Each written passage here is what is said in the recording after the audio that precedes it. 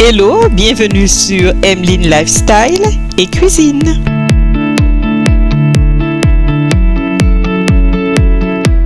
Envie d'une douceur croquante? Apprends à faire avec moi la nougatine aux noix de cajou qu'on appelle chez nous sic à noix de cajou.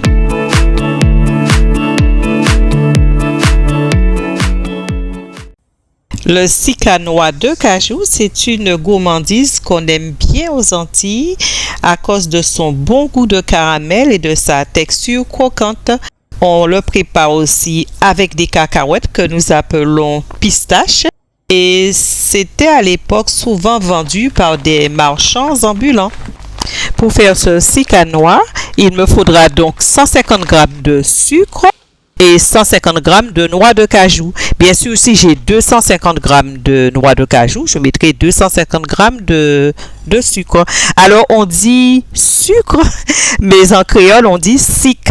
C'est pour cela que tu entendras le sic à noix. Maintenant, je vais préparer mon caramel sur un feu doux. Je mettrai le sucre dans une casserole et je vais laisser fondre ce sucre tranquillement. Alors, je ne vais pas mélanger avec ma cuillère. Je vais laisser simplement fondre et de temps en temps, je remue la casserole pour que ce soit bien réparti et que j'ai un caramel fluide, sans grumeaux. Le fait de préparer ce sic à noix, ça me rappelle bien des souvenirs sur la place. Quand on allait à la promenade, des fois on allait au cinéma, donc devant le cinéma, il y avait des marchandes qui vendaient des pistaches, bien sûr, qui vendaient aussi des confiseries, donc ce fameux sic à noix.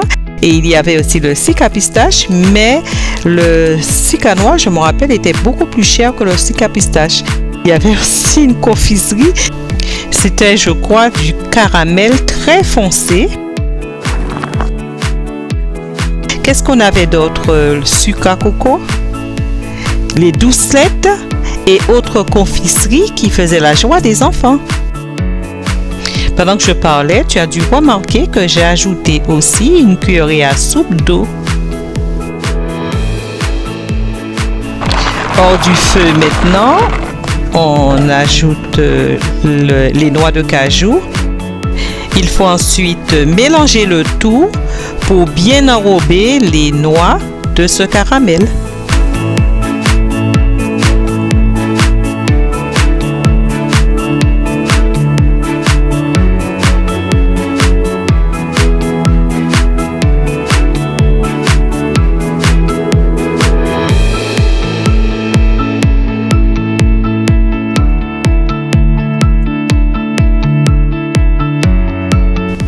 Il ne me reste plus qu'à étaler ma confiserie sur une plaque chemisée et huilée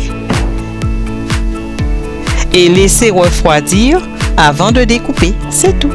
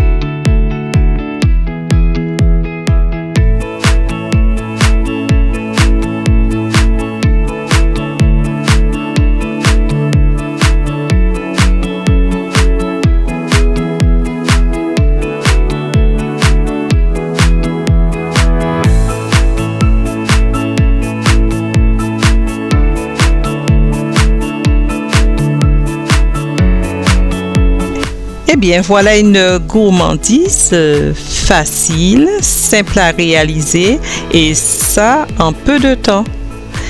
Je t'avoue que j'avais toujours envie de le faire, mais je n'avais jamais fait. Et puis, je suis contente quand même d'avoir réussi ce cycanois que je vais découper et mettre dans une petite boîte pour déguster de temps en temps avec un café.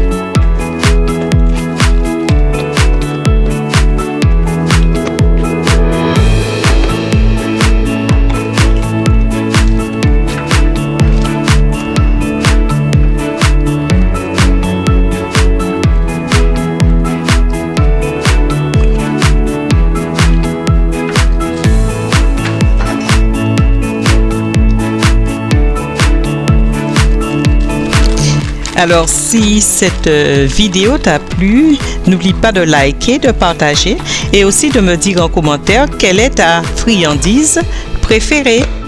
Et si tu n'es pas abonné, n'hésite pas, abonne-toi. Moi, je te dis à bientôt dans une autre vidéo.